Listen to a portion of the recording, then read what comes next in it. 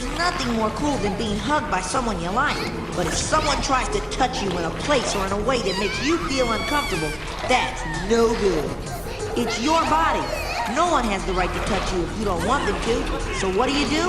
First, you say no. Then, you get out of it. Most important, you gotta tell someone you trust. Like your parent, your teacher, a police officer. I'll see him with a police officer. That's no good.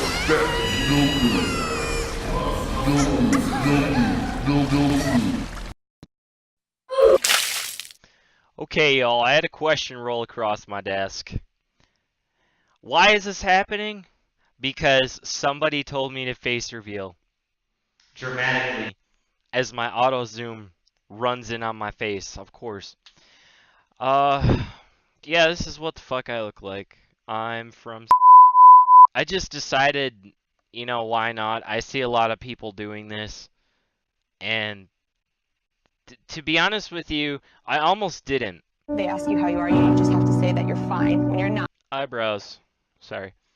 If I'm using a filter that tries to make me look a little bit more tan than I am, I'm sorry. It makes me look like a ginger down here, especially when I adjust the color profile on it. I just wanted to say that I'm getting sick and tired of everyone making fun of red-haired people. Ah, he's a ginger. Ah, he's a ginger. Oh. Really, that's funny. Yeah. Okay. Okay. It pisses me off. Ginger people do have souls, all right? I do have a decent camera that at least follows my face. This is what I am. I cannot live stream, and the reason being is because I have a very different audio video setup than most people, and I run high-end machines.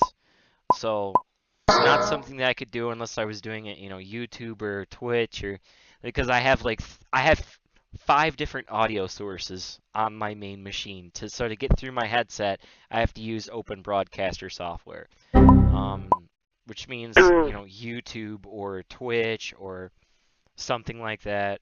But yeah, this is what I look like.